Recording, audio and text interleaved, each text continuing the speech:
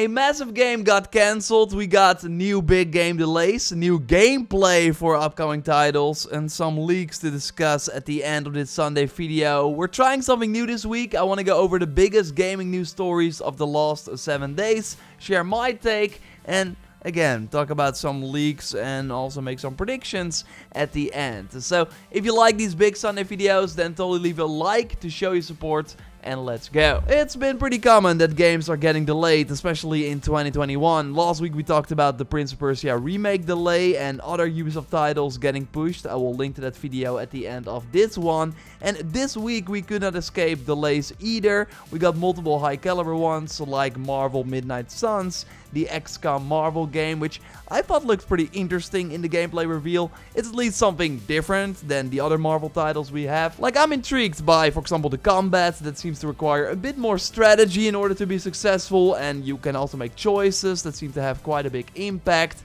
Well, on Twitter, they now noted that they decided to make the very tough decision to move our launch window to the second half of 2022, so a window beyond June 2022. I think you want to have this game in like September before the holiday craziness, so that will be my bet. Not surprising that they pushed it from March 2022, by the way, because 2K has 4 other games planned for that month, with Wonderlands, GTA 5 and Online, the next gen version of course, and also WWE 2K, which are still planned for March, by the way.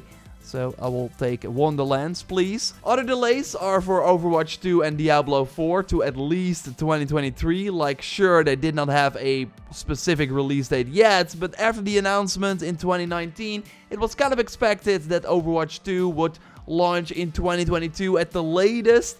I actually played a co-op level at BlizzCon, which is kind of wild to think about. And I also played a vertical slice of Diablo 4, although it was more widely known back then that the title was still very, very early. I wonder if when it launches in 2024 or 2025, if it then still releases on PlayStation 4 and Xbox One. Like, sure, it will be on PS5 and Xbox Series, but it was announced for PS4 and Xbox One, so are they still going to release that version? Either way, the games were delayed because of the recent shakeups at Blizzard, of course, but also because they decided to give the teams more time to make the games better, but also to prepare more post-launch content so that when the games release, they can keep people in those games for months and years to come. A strategy we now see, of course, for most games. A game that got delayed recently by 1 month, it's launching now on February 25th, 2022, is of course Elden Ring. We did a live reaction to that amazing gameplay demo. Like, even if you're not interested in these Souls games, I think you will still be impressed by watching the demo, especially if you're like me, like open world games. Like just riding around and having this massive dragon come down, which then results in a massive boss fight, is going to be really, really awesome. We can do attacks and magic from horseback, by the way. And overall, I love the mobility of the horse. Double jumping, or like use this giant leap to get higher up. There does seem to be any fall damage, which is great, I think, in a game like this. The enemies look, of course, fantastic, like this roaming knight on a horse. And the abilities we can use to fight it with a co-partner here look really, really great, because you can, of course, play the game alone or with someone together. And next to these bigger open spaces, we also got the more familiar tombs and dungeons from the Dark Souls games. I'm even more sold after watching this, and also more sad that this launches 1 week after Horizon Forbidden West. Like, I want to dive into both and take my time, but yeah, that seems kind of unrealistic at this point. And a little after February 2022, it seems like we get Gotham Knights. At least this according to Jin Park's website, who did the overall branding and led the campaign art direction for the game.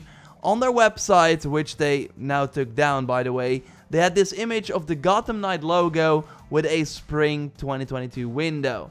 And also other sketches and concepts for the game, which also look very interesting. We see them here on the Gotham Knights Update Twitter account. So yeah, they must know more, and spring 2022, which would be from March 20th to June 21st, makes a lot of sense.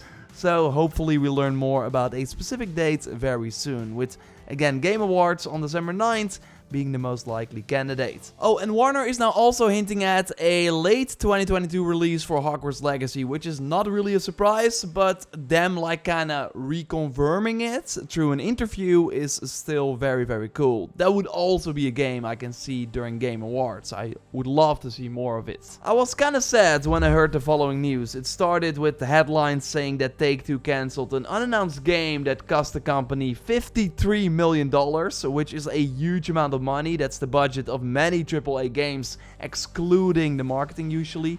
And then Jason Schreier on Bloomberg followed up that it's the game from Hangar 13, the studio who previously did Mafia 3 and recently the Mafia Definitive Edition. So he notes that the game, which has been in development in various forms since 2017, was set to feature superheroes competing in online gameplay, which sounds pretty awesome, like an infamous PvP game or something, with the different powers being different heroes you can control, or like a The Boys game. Still can't wait for Season 3, by the way. But sadly, this game did not work out. The current version struggled due to reboots, technological hiccups, and challenges caused by COVID-19. So now, after 4 years, Take-Two did not want to invest any further into this project, and that just sucks. Like, I always had this game on my radar ever since the interview Kinda Funny did with Mark Norris, the game director on this title, where he shared what went into like making a new IP. He mentioned that from experience working on Horizon Zero Dawn and also on League of Legends, which are two of my favorite game franchises. So I was always curious about this, and I think it's just really awesome and super rare these days that a big third-party publisher invests heavily in a brand new IP. Like, we don't see that very often anymore, so when that happens, I just always hope that we get an Horizon Zero Dawn, a brand new universe that we don't know about and can then explore, and like that turned out to be great. Another great example of a new IP is of course Apex Legends.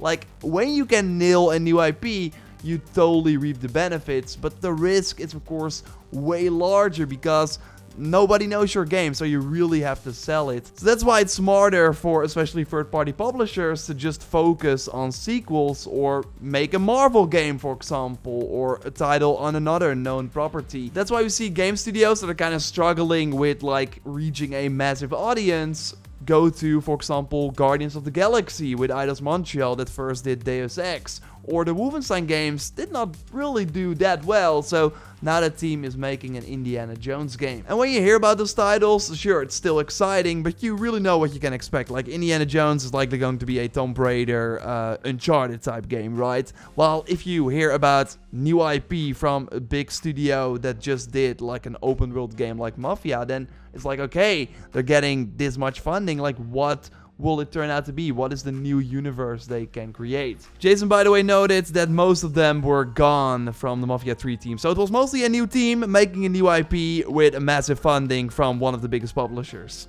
But yeah, it's sadly cancelled. I'm just kind of scared that we just will not see a lot of AAA new IPs this generation, which would be extra sad. While not all the staff was immediately notified about the cancellation, it seems that, at least according to Jason Schreier, there are not going to be any layoffs, which is a good thing. So maybe they're now moving on to Mafia 4. That would be my prediction for what Hangar 13 does next, because like they are still doing Mafia stuff with that Definitive Edition. So Mafia 4 is of course a safer bet. I don't think Take-Two had a team working on Mafia 4. That series is still huge, so maybe they can like use some of the things they use for their superhero game on Mafia 4. We will have to wait and see. Overall, I'm just kind of sad that we lost another big third-party new IP. Now, at the end of the video, I want to do something different. So we just went over the biggest gaming news of the week, which I want to continue, by the way, every week. So let me know what you think about that in the comments down below. And then at the end of the videos, I want to go to my favorite Reddit page, the Leaks and Rumors one. So take these rumors with a grain of salt.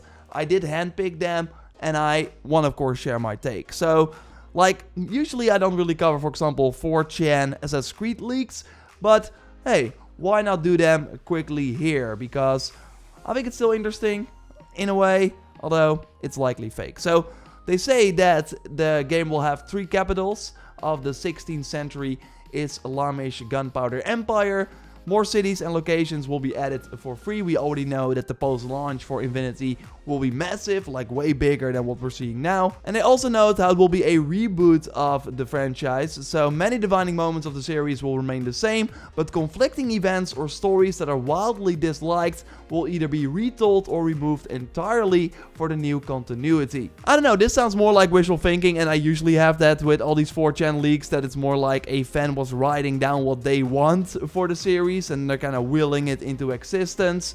I don't think Ubisoft is going back to older events and rewriting them because people maybe did not like them. I don't see them do that. I think they're focusing on new stuff. But to be fair, I'm mostly curious what they're gonna do before Infinity, after the Valhalla DLC. My prediction is still on Assassin's Creed Odyssey free-to-play style game, or just a free-to-play game in general, and I'm totally open for that. I want them to try different things, and I think it could be pretty cool. Okay, moving on to something else, because a while back we discussed Sly Cooper at the end of these Sunday videos, and I was like, I don't see Sony invest more into this series. I don't think it was that popular, but now we got pretty substantial rumors about a new Sly Cooper game. It comes from Nick, who did leak the Ghost of Tsushima Iki Island DLC way before anyone knew about it, and he of course has made some like right calculations. He has leaked some things before in the past, so it might like be very early on. We also got this new Funko Pop recently, which was interesting because again, it seems kind of dead at this point, the Sly Cooper franchise. So is Sony still doing more? According to rumors, we will see more Sly Cooper. So I still don't believe it. I believe it when I see it, but yeah, still wanted to throw it out there. Now moving on to more Marvel news. You likely know Amy Hennig, right? The creator of Uncharted. She left during the development of Uncharted 4, went to EA to work on a single-player bounty hunter game, Star Wars Ragtag. Now she is at Skydance Media after that game sadly got cancelled, working on a Marvel game, but we don't know which Marvel game. So there was a stream where they asked the chat to guess which Marvel game they're working on. And well, they said, Kevin Smith, in that stream, that the people like guessed it immediately. So the more prominent guesses were Ant-Man and also Fantastic Four, but with Amy Hennig, when they announced this project talking about superheroes, people are now thinking that we might see a Fantastic Four game, with of course the movie coming out in a few years. That totally makes sense. So maybe we get an Amy Hennig a Fantastic Four game, which could be very interesting. Of course, subscribe for way more of these Sunday videos. Share your take on this new format in the comments down below. We got a big week, Valhalla update, new map for Far Cry 6, some other cool things. We're gonna live react to a stream with Mark Hamill. He's gonna do a Thunderful Publisher event, so we're gonna be live reacting to that. We'll likely have more streams, so it's gonna be a fun one. Hope you are along for the ride, and of course, check out our previous video if you haven't already on Ubisoft's 2022 plan, where I talk more about Assassin's Creed and the other games that they got planned, including Avatar and way more. For now, I will speak to you in the next one. Goodbye.